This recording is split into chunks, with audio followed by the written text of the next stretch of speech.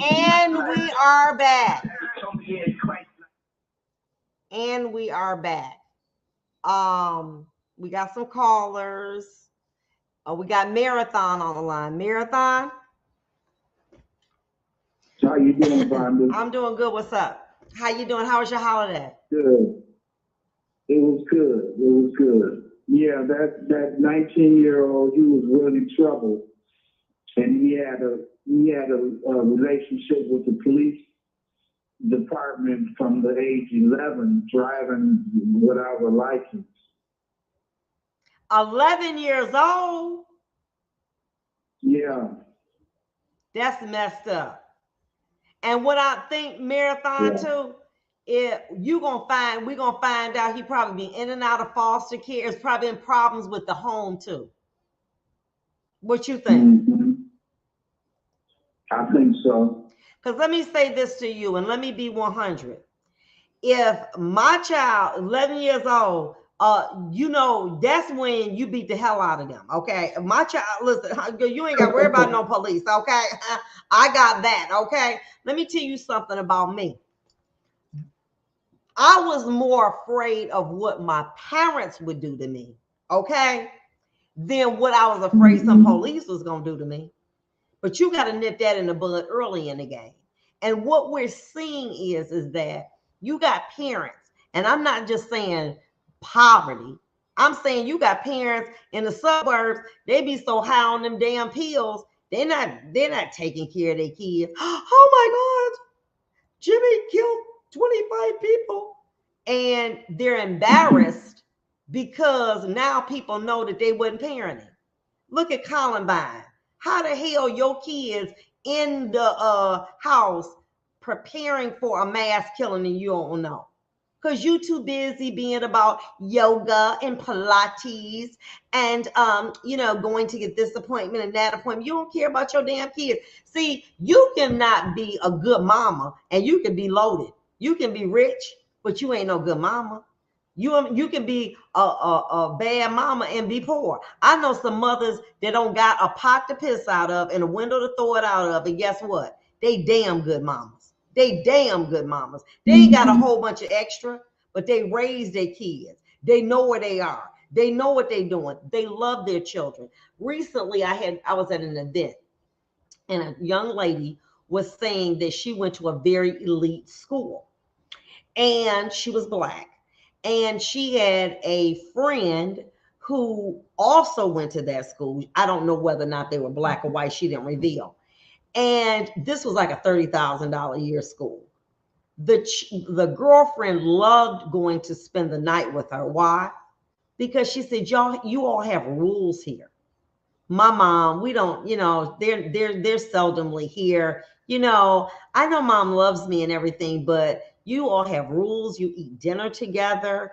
There are not a lot that you have, but you make the best of what you do. And this girl says she couldn't barely shake this girl because she wanted to be there.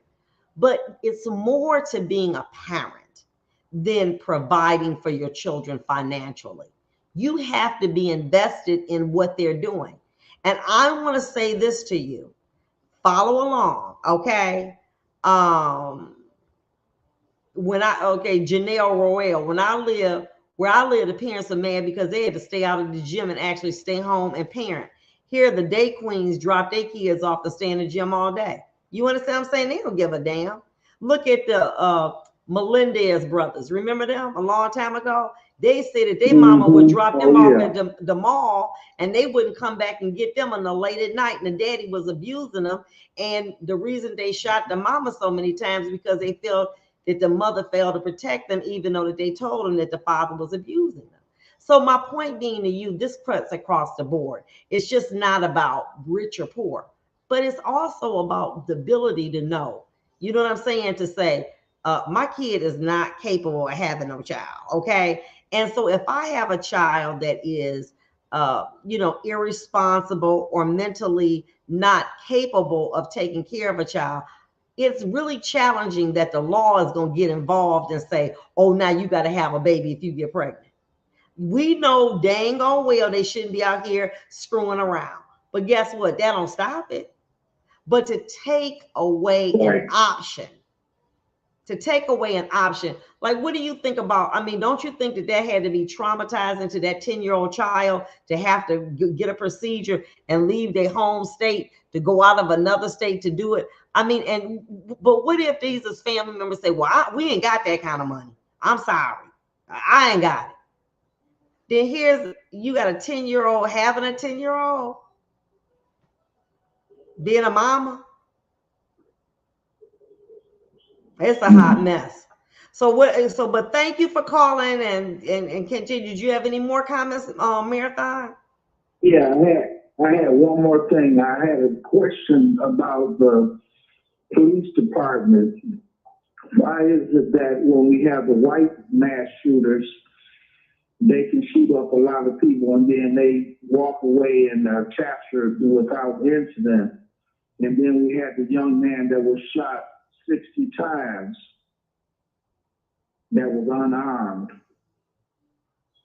And as a result, that needs to definitely be looked at. Let me explain what's going on. In many states, they have what's known as the fleeing felon doctrine. What is a fleeing felon doctrine? Well, basically, it gives a person, not just law enforcement, but basically law enforcement uses it. It's a law that says that if you see a person who is engaged in committing a crime and they flee the scene, you can use force, even deadly force, to apprehend them. So what a lot of times people do is they hide behind the fleeing felon doctrine, okay? And so they'll say, well, the fleeing felon doctrine says that we can do what we need to do to apprehend. And as a result, if you have a law that allows it or protects it, then that person has not committed a crime. However, what you have to do is look at, to me, how serious the act was. Were there multiple gunshots? Like we got 60 people, 60 rounds. Was it unnecessary? Then when you look at that, they can raise it as the fleeing felon. It's a defense if believed, but you can also look at the aggressiveness of the action. If you've got one person driving away from the police and they let off 60 rounds, definitely that needs to be looked into and somebody needs to be charged because the behavior was excessive. You understand what I'm saying? And that's what we see that occurred in Grand Rapids. It's the prosecution's belief that it was that the actions of the officer shooting a man in the back of the head were too aggressive in that situation and unnecessary. And so you went beyond capturing somebody, but basically trying to execute someone. That's the difference. So you have to look at the reasonableness of the actions. I definitely believe that officers will be charged in the one where the young man was shot 60 times.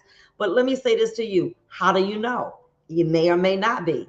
When you have states who have adopted in their constitution that abortion is illegal, even in case of rape and incest, how do you think that they feel about that? They may say, hey, that officer was doing his job. It's sad that that happened, but we it's collateral damage. You never know what these voters will say.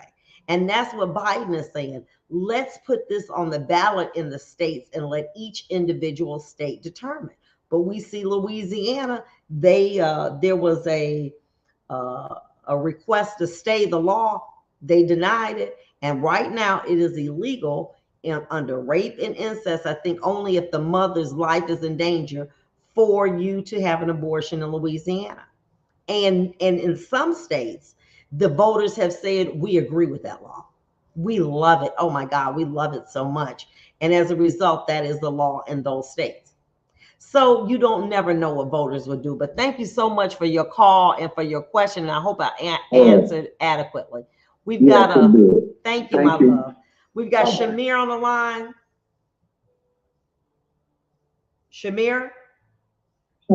Yes, how you doing, Barbara? I'm doing well. It don't make sense. I don't understand. I'm against abortion too, but When it comes to saving another life or rape by the parent, and that's insane. With each other, they can't have abortion by the rapists. Now, come on, that's something that's got to look. But Wanda, about these mothers having bad children, I don't have to check most of the time. Most of the time is I say out of every 10 cases, 8 of these children come from good home. It's a flip culture that we see is different from the parents and the mother. I mean, look, Donald, I got a least right now they're looking for on the landfill. Diane Foster, the young lady they're looking for on the landfill. Oh man, now look at what I'm saying. She comes from a perfect home. Yes. And the stuff that he's been electrical from them, they got good mothers. Never been in trouble, working, married, go to church and everything. So about most of these young people now, I don't know how to say it, but because of good homes out, you know, so and I'm a Boston chick down the road, but I believe in Boston. I believe in Boston scripting through this lifestyle, Boston on responsibility, you know, so Donna. Listen, we got to go to a commercial break. We'll be back. Hold on. Just hold the line. I got to